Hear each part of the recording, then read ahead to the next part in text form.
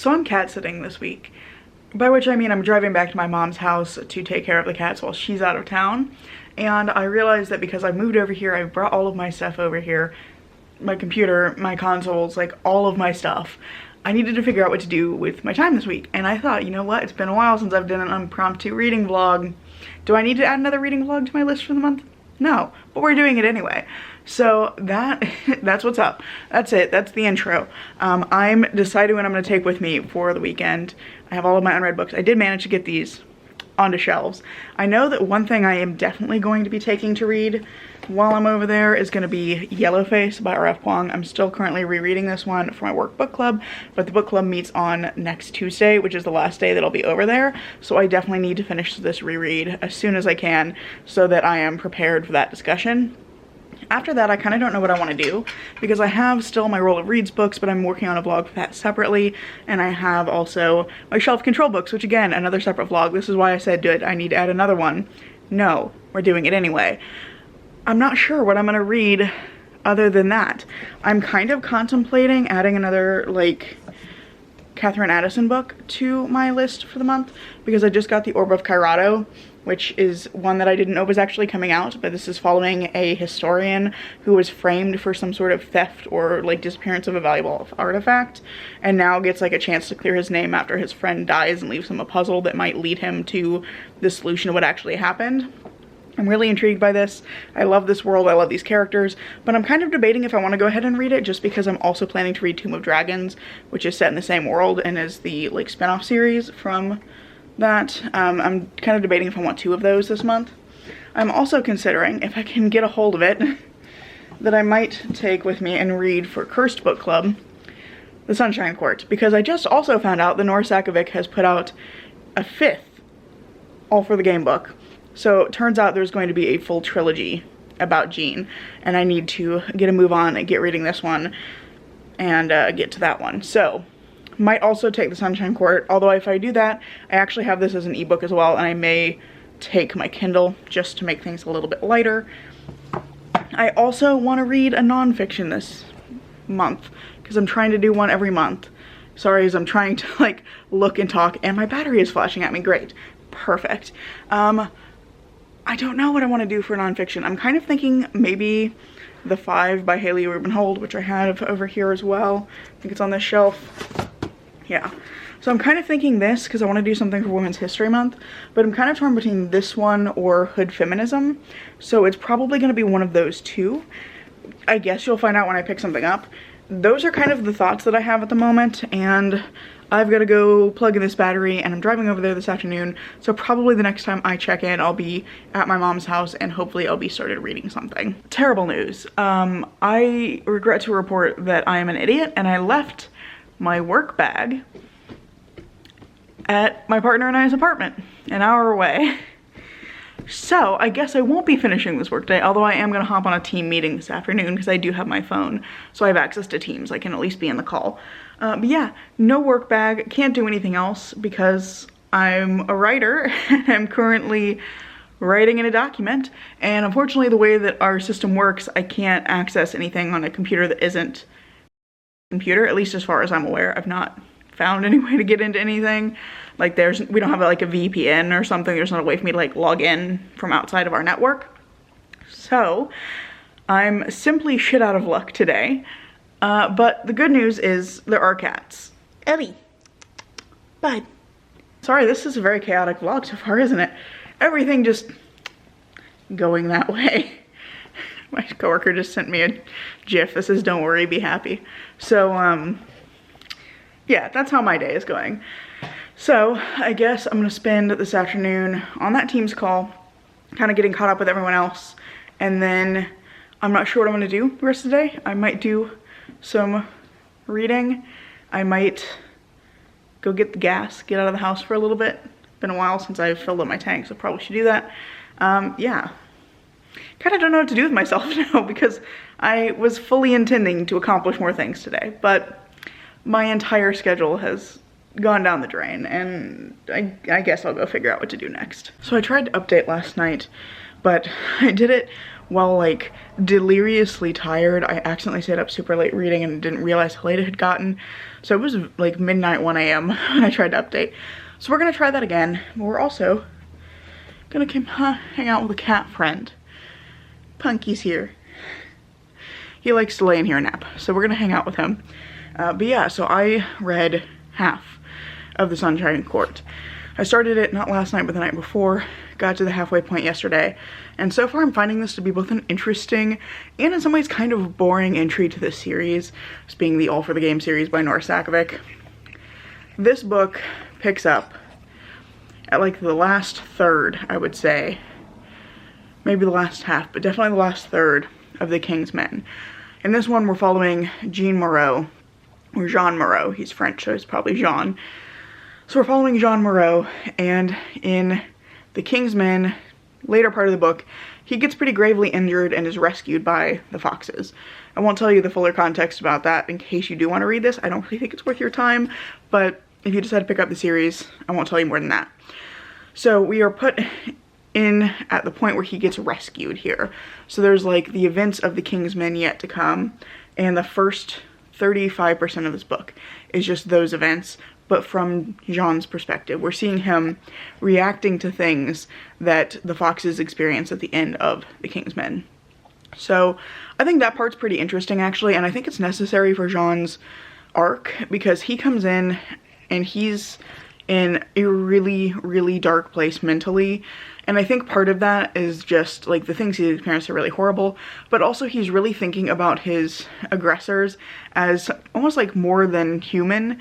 There's some sort of unstoppable force. And so I think he needs to see the end of The King's Men play out in order for him to see that they're not gods among men, that they can be stopped. I think he needs to see that before he can begin to think about there being a future for himself. So I do think that that part's really interesting, and I like seeing him react, especially because he has a very different relationship to the events that are happening than the Foxes do.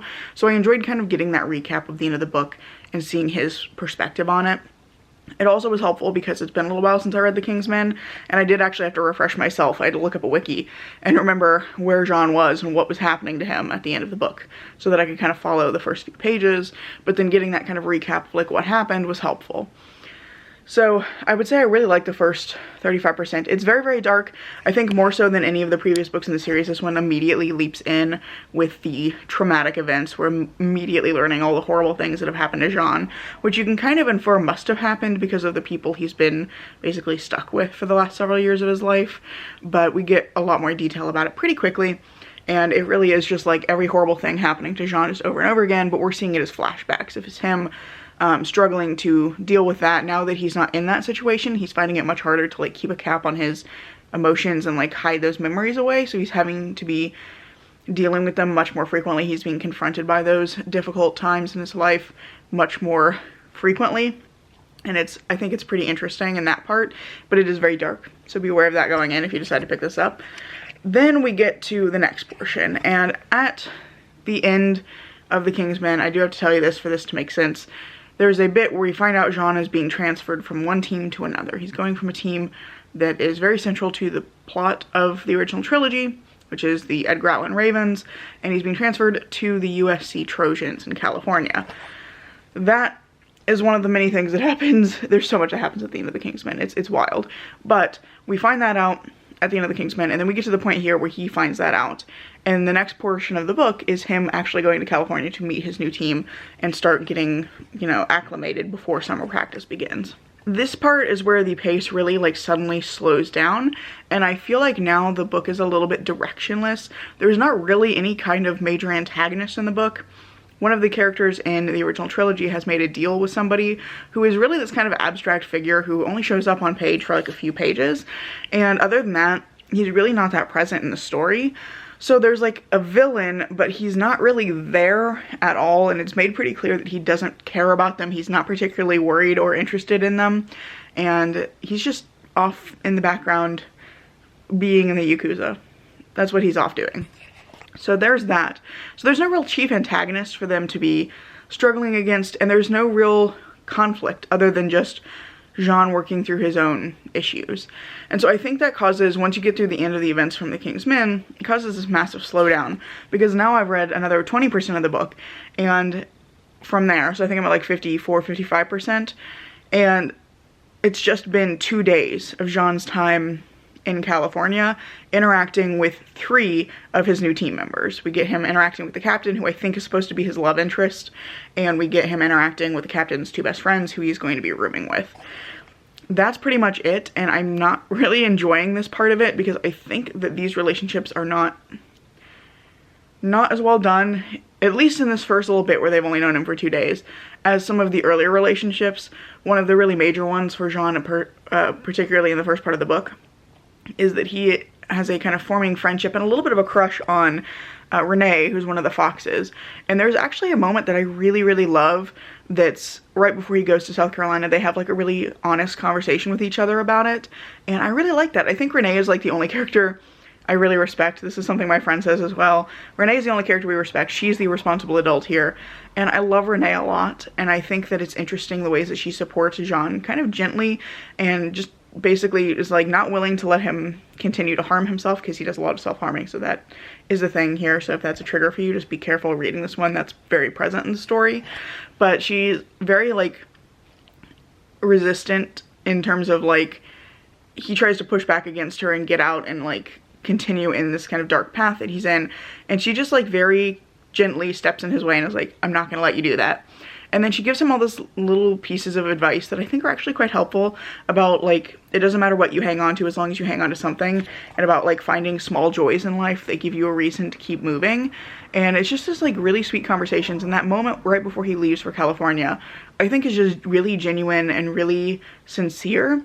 And I think that like that's my favorite moment so far. It's just a really honest conversation between the two of them where they're kind of bearing their hearts to each other in a very abstract way and being like, you know, we can't do this. And I think that's really interesting. And then we immediately get his relationship with Jeremy and Kat and Layla, and it's very abrupt, I think, in comparison. And I'm particularly bothered by the fact that like everything that's happened across these 2 days has pretty much been them finding out that things were not as hunky-dory as they thought they were. Jeremy gets like information that says that like Jean was injured in a hazing, and it's pretty clear that that's not what's happened. So Jeremy and his friends are kind of catching up on that and going, something is very, very wrong here. But rather than giving him any space to process anything or adjust to his new surroundings, it's just 2 days of them badgering him for information and pushing and pushing and pushing and making him uncomfortable. And I just really don't appreciate the way that they're handling this. It's like, I get why they're curious, especially because they've been hearing these horrible rumors about him and they're not sure what's going to happen with him on their line since he's going to be on their team now. But they're just so like brutal in their questioning of him, and I don't think they're meaning to be, but they're just pushing him over and over and over again. And I think what he really needs is like space and kindness, and also probably lots of actual psychiatric help, but he's not going to get that because this is an Nora Sakovic book and she doesn't know how anything works. But I find it a little bit frustrating that so much of this part has just been him getting basically harassed by his new teammates. So that's kind of where I'm at. Lots of horrible things have happened. The pace has really slowed down. I'm a little bit bored at this point, and I'm hoping we'll get a new conflict introduced soon. Like, we'll find out what's going on with the Trojans, if there's going to be like, you know, some sort of internal conflict, or if there's a team they're hoping to try and beat or something. Like, so far there's just nothing. So I'm curious to see what the conflict is going to be going forward, if there's going to be one, and I'm hopeful that things will pick up a little bit because I still have 46% left to read. So all of that rambling aside, I rambled for like 9 minutes, so I'm so sorry about that. Here is more pumpkin as recompense for this, and if I can get him in frame here, we have a little sun baby, Mr. Elwood over here. He's annoyed at me pointing a camera at him, but there's the cat tax for my rambling. And now I'm actually gonna go get some breakfast, and I think I'm gonna go to the bookstore today. I feel like I need to get out a little bit, try to get around this corner without stepping on the cat. I think I need to get out of the house for a little bit. I work from home, so I am inside all of the time. So I think I'm gonna go to the bookstore because I really want to try and find Penance by Eliza Clark. None of my local libraries have it, and I've really been wanting to read it. So I'm gonna go just check out and see if they have it. And then I think I'll come back and I'm gonna try and finish the end of The Sunshine Court and maybe read a little bit of Yellowface as well, since I'm reading that for book club, which is on Tuesday, and today's Saturday. So I'm kind of pushing it a little bit.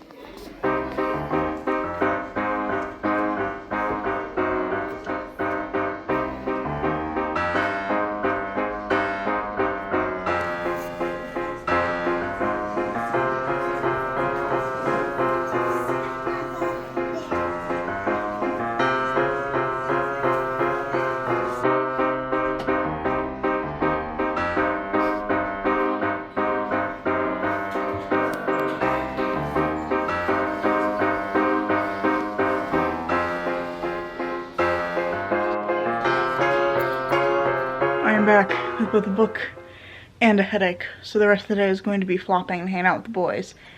Here's one of them. Here's the other. We're hanging out. But yeah, so I did get brave enough to take a couple of clips, not a ton, but I ended up finding a couple of books I was interested in, and then, sorry, the cat was not where I thought he was. There were a couple of books I was interested in, and then I realized that I actually had one of them already on hold at one of the libraries that I have a card for, so I was good, and I did not buy it. But, sorry for the crinkling in the background, if I can get a hold of this book, I did pick up Penance by Eliza Clark. This one I've been really interested in. It's a kind of exploration of the ethics of true crime, it sounds like, but it's a literary story about a group of friends and the things that fall out between them after one of their friends is pretty brutally murdered.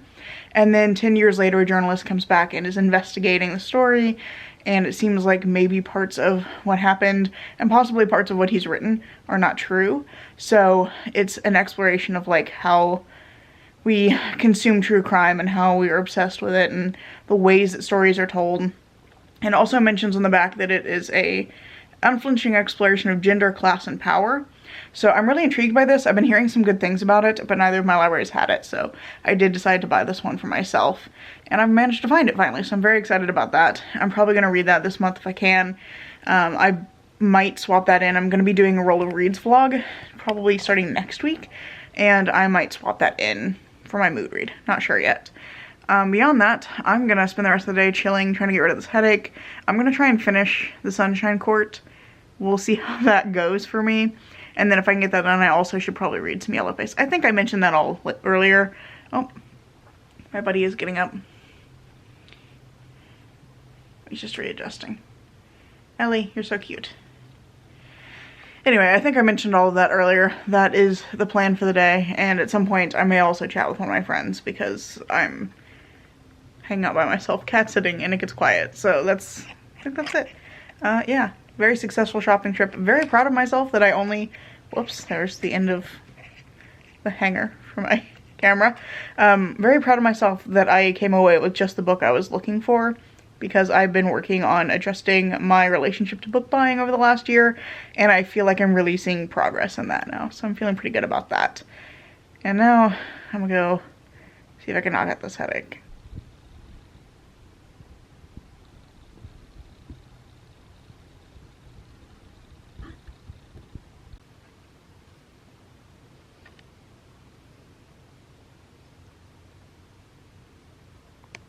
I finished the Sunshine Court, and it was once again pretty late, but not quite as late as it was last night.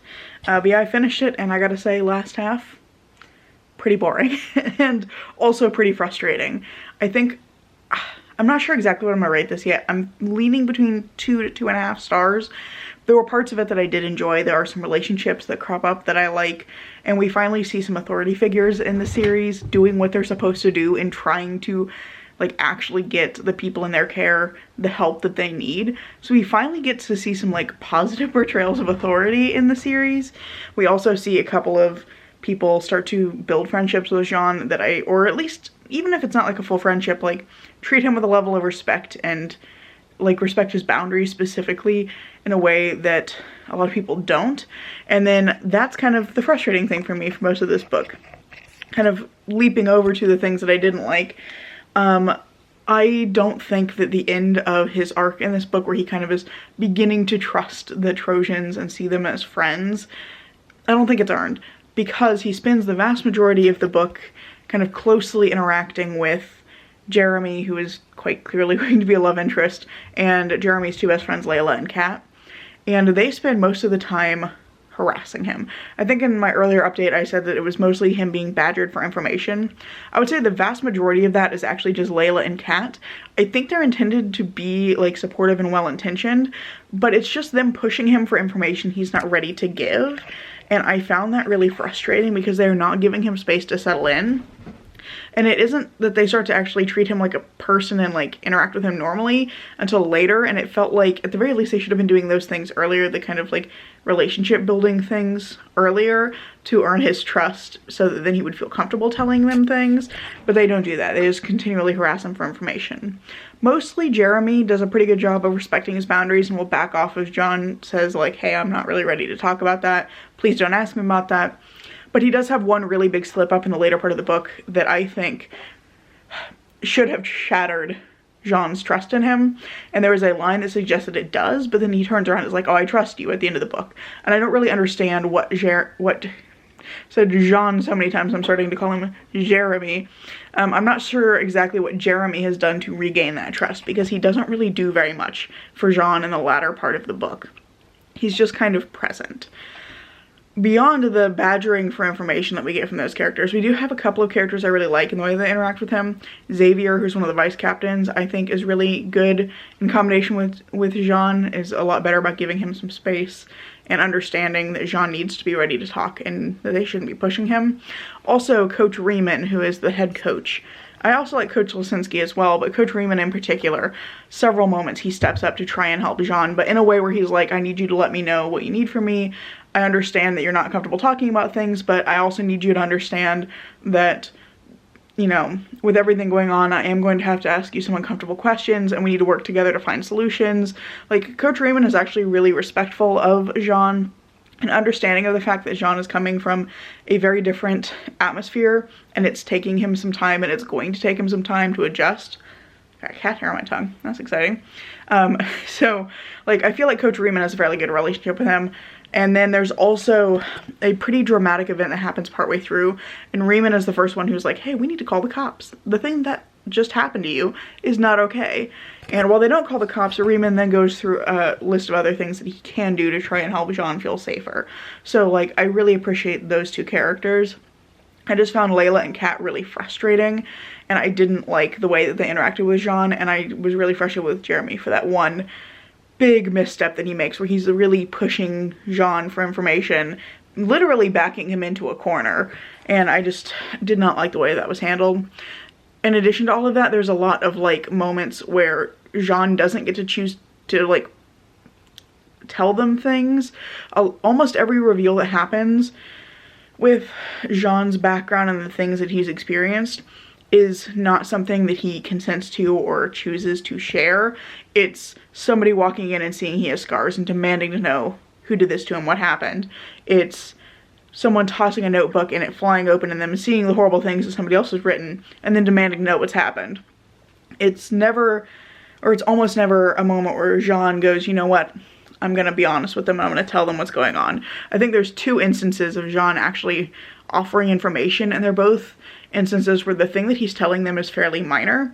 One of them is him telling them about a friendship he has with another character back in the Foxes team, and then the other one is like him talking about his family. But those are the only two moments across the entire book that he gets to choose to divulge something, and I didn't care for the vibe of that. It was just really icky feeling, and I think also really a major step back from the original trilogy, because as many issues as I think the original trilogy has, one of the big things it gets right is consent, because a lot of the kind of central relationship there between Neil and Andrew, and really Neil and a lot of the other characters, revolves around them not forcing each other to divulge information before they're ready. It revolves around them respecting each other's boundaries, and it's not just Neil and Andrew, but also Neil with the rest of the Foxes. I mean, there's points where Matt wants to know something, and Neil's like, hey, I'm not really comfortable talking about that, and Matt's like, that's okay, man, door's open whenever you want to talk.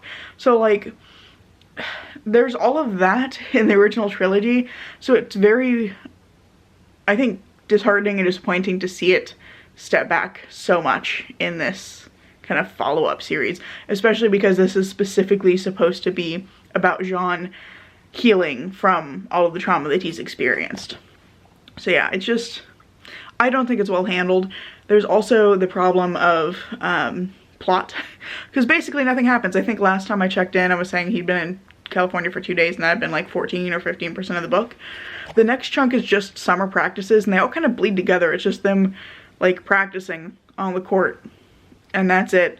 And then finally we get this like big dramatic confrontation later on in the story that reveals some information to a broader group of people, not everybody on the Trojans team, but some information that previously just Jean, Jeremy, Layla, and Kat have been privy to. Coach Riemann finds out about, Lucas finds out about, who's another player on the team, and I think the 3 other coaches also find out about it. But like, so it kind of broadens the circle of people who are in the know on this particular horrible thing from Jean's past. But it's this like big dramatic blow up that happens right near the end of the book. And then right after that, we get the reintroduction where the series is like, oh hey, by the way, if you forgot, this is also a series about organized crime. And so all of that just like pops in the last 2 chapters. And it's just like very strangely paced. I feel like it's not laid out very well. There were enough things that I liked that I wasn't having like a terrible time. There were some characters I liked. There were some funny moments that I appreciated. There were some good insults. There's one where Coach Wymack says that another particularly hated character is years overdue for a high-speed head-on collision. And there's another point when Jean tells someone that their apology is as useful as perfume on a frog. So there's like some great insults, there's some good moments. I also have some fondness for a few of the conversations that take place between Jean and Renee, as well as Jean and Coach Riemann. So there's like some moments that I really liked. I think there's some good stuff there, but it's just kind of mired in bullshit. I am still gonna finish the rest of the trilogy. The second book is in this like second arc is out, and I think there's gonna be a third book. But yeah, I'm a little sad to see where this has come from the original trilogy. That said, it reads really fast. I've read it across basically 2 days, and it's like very addictive. You like need to know what's gonna happen next. So it does have that quality to it if you're looking for something where you just wanna like shut your brain off and read. A pretty good option for that. All of that said, now I'm gonna go get ready for bed because it is much later than I intended it to be, and I need to get up early to feed the cats in the morning. I think my mom and my aunt are getting back into town fairly early tomorrow morning. I can't remember exactly what time they're supposed to arrive, but they'll be back early and probably gonna hang out with them for a little while, and we'll see where it goes from there. Happy Sunday. I slept in this morning, fed the cats, and then got back in bed and slept in. And then my mom and aunt made it back okay. Their flight was delayed, so they got back later than they anticipated, but I went out and met them and we had brunch together, so that was really nice. And now my aunt left to go home. My mom is really tired, so she's gonna take a nap, and I am gonna try and get a couple of things done today. One, I'd like to make some more progress on Yellowface, so that's probably one thing I'm gonna do, but I have kind of reached a point where like I think reading part of it again has done a pretty good job of refreshing my memory on what was happening in the book. I'm finding that I remember a lot more of it than I thought. So I've kind of reached a point where I feel like even if I don't finish my reread, that's okay. I've done what I wanted, but just to be refreshed in my mind about the book and feel more prepared for the book club discussion on Tuesday. So like, I'm feeling okay about that. If I don't finish it, if I feel like picking up something else, that's gonna be okay.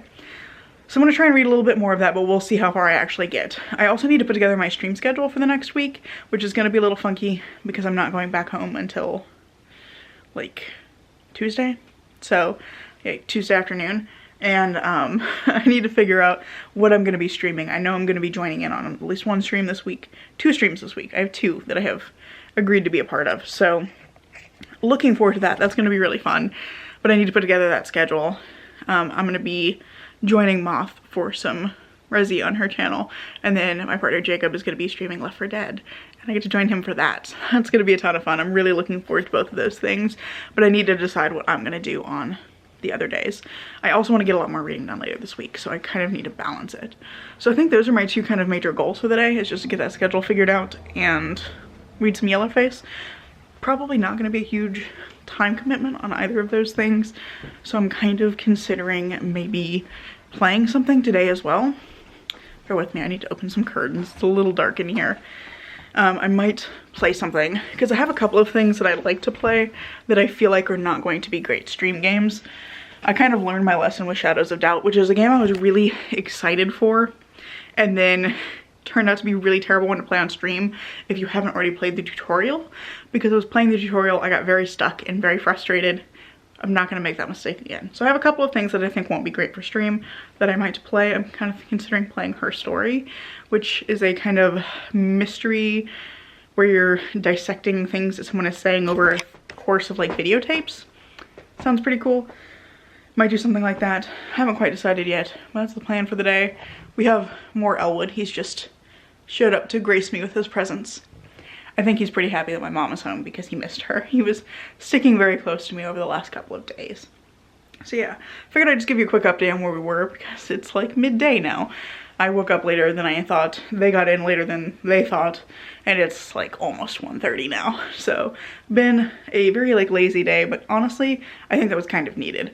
I'm also still kind of dealing with a headache. It's a lot better than it was yesterday, but it is nagging. So I'm trying to like not overdo it today because I really want this to go away so that I can feel prepared for work tomorrow. I got my schedule sorted out and posted, so that's pretty good. Got that one thing off my to-do list. And then I did pick up R.F. Kuang's Yellowface again and started reading a little bit more of it. I don't know why I prefaced that with the author's name. Anyway, we're gonna move on. I did pick this up again. I've read a little bit more, and I think on reflection, I'm actually going to stop my reread of this.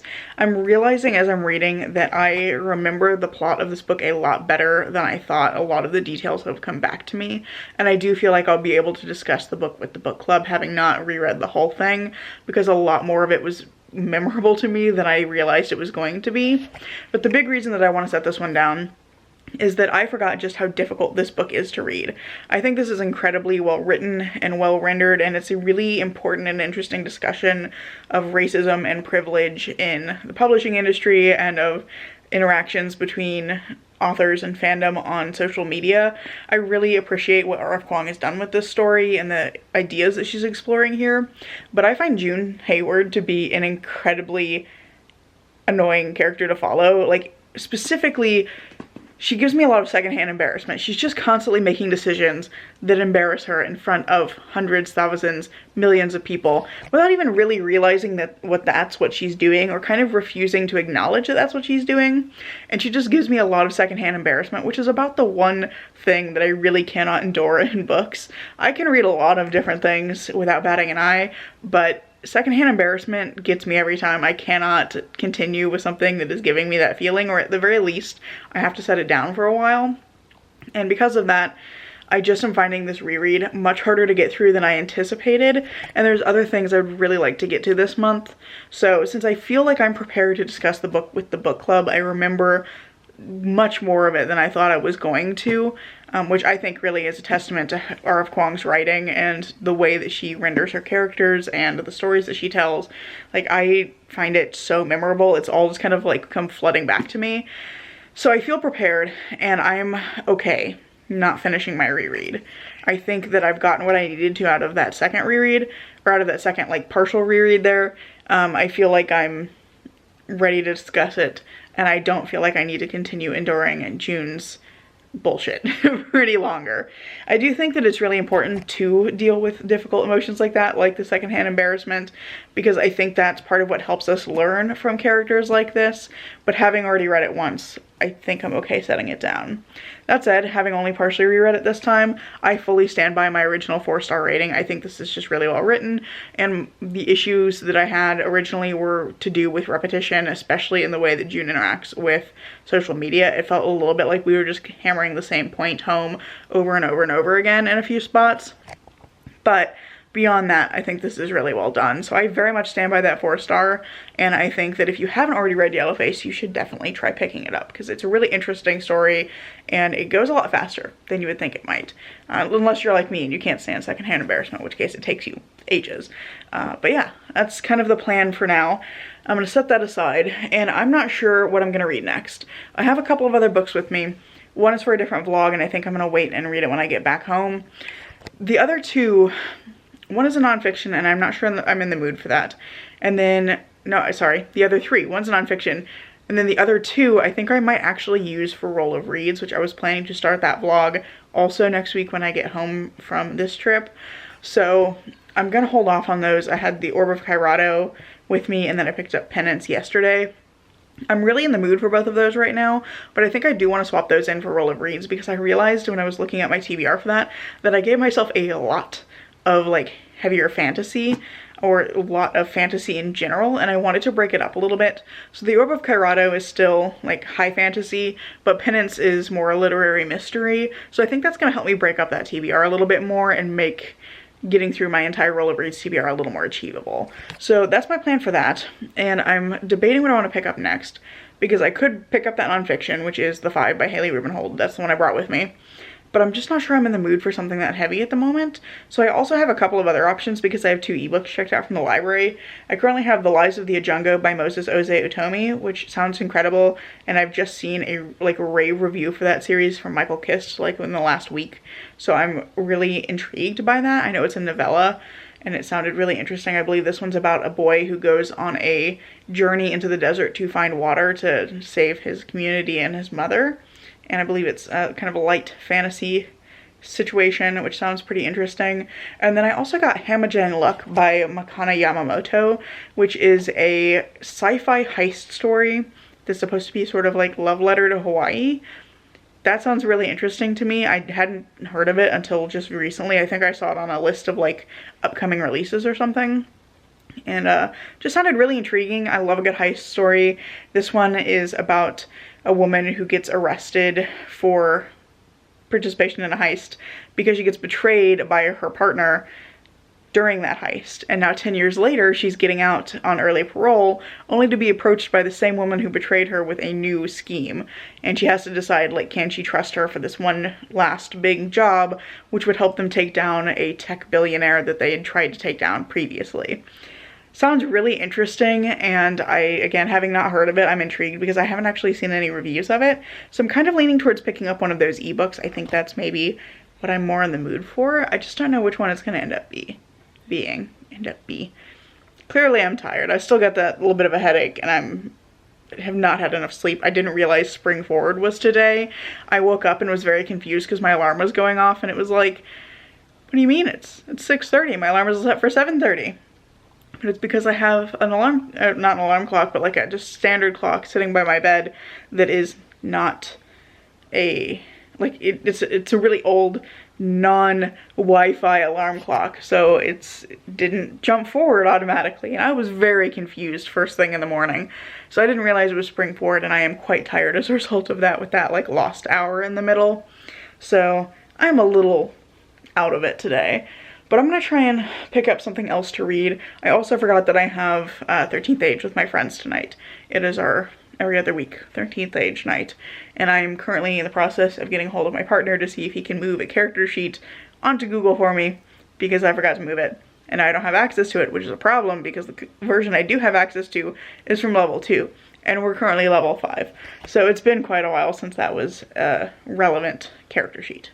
I'm gonna try and update quietly while I am putting some things away before I get ready for bed, because I am the only person still awake here. But I have read The Lies of the Ajango. I started it earlier, right before I ran some errands with my mom, had my 13th Age session with my friends, and then just kind of finished reading it this evening. It's very short, it's like under 90 pages, I think, and it's incredible. I'm giving it 5 stars.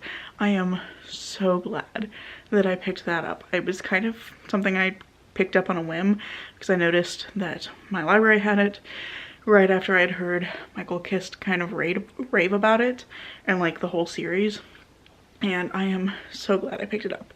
So I can give you a more specific description. In The Lies of the Ajango, we're following Tutu, who's this young boy, and he lives in a place called the City of Lies, which has no water. And their like city history is been lost because of an agreement that they made with a group called the Ajango to get water for their city. But the Ajango have never really given them enough water to live. And so over many generations, children have been going out into this place called the Forever Desert and trying to find water for the city. But that's kind of trailed off. Not as many children are going, and none of them have ever come back. So we're following Tutu as his mother is becoming very, very weak due to dehydration, and he decides to go out in the Forever Desert and try to be a hero for his city so that he can save his mother. And we're following Tutu as he is traveling through the desert, meeting people, experiencing things, learning more about the world, and trying to find kind of the truth behind everything, as well as trying to find water, because he wants to understand how the world is the way that it is and why things are the way that they are. And I just thought this was incredible. This is just beautifully written. I think Tutu is a really engaging character to follow, he's this, you know, very young boy, and we're seeing him grow in a lot of ways because he's right on the cusp of teenagehood, basically. He's 12 going on 13 in this story, and we see him grow in so many ways. But we also get all of these like really intriguing moments of like circular storytelling where everything kind of comes back around. Nothing that gets mentioned is unimportant. Every word, every phrase matters. And that's something that I think is really hard to achieve in a novella because of their brevity. But for a good novella, it needs to be that way. And I think that Moses Osei Otomi has like mastered it with this one. I'm really looking forward to reading the later books in the series, and I'm curious to see how they're going to build on this story because it looks like it's kind of taking place over time. This first book happens, and then book 2, The Truth of the Aleki, is 500 years in the future. So I'm really interested to see how that's going to tie together. But in this like single novella, which I think could easily be read as a standalone, just the way that everything kind of comes full circle, like nothing in the story is unimportant, and the ways that all these like bits of storytelling that the characters do come together, and the ways that the different pieces fall into place for Tutu as he is learning about the world and learning about why there is no water in the City of Lies. The way all those pieces fit together is just like masterfully done, and I feel like in particular the ending of this feels very important in our current moment. I think some of the message there at the end is just really poignant given the world that we're living in, and I don't want to say more than that because I don't want to spoil any of this for you if you want to pick it up. But I do feel like this is a like must read. It is so good, and I think it is saying something really valuable. So I'm glad that I picked it up, and I highly recommend that you pick it up as well, especially because it's a very short time investment.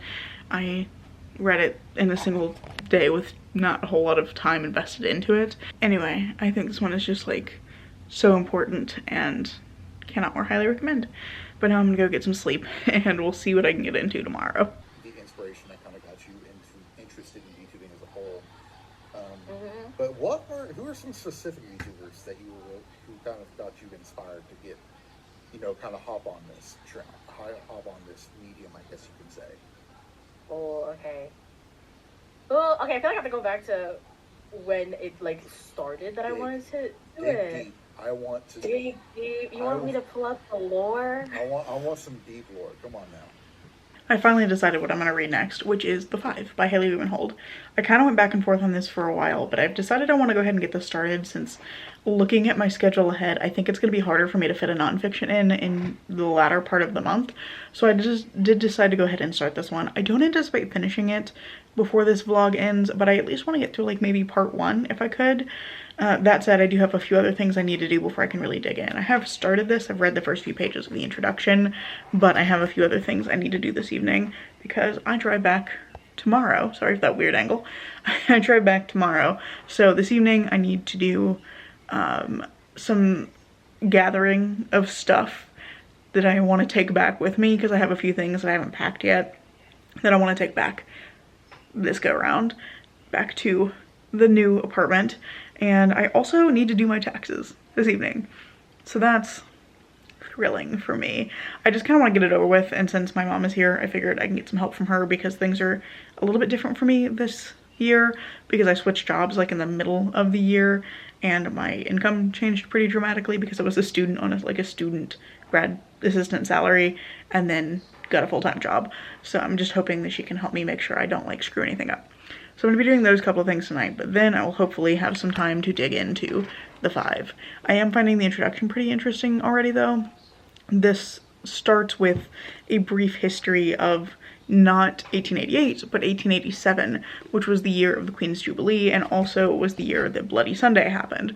So it gives a kind of overview of those two events and connects it to both like the era that we're talking about with the Victorian era, but also connects it back to the very first victim of Jack the Ripper, who was Polly Nichols, who was present during a lot of the events that were happening in Trafalgar Square during the summer of 1887 into the fall before Bloody Sunday.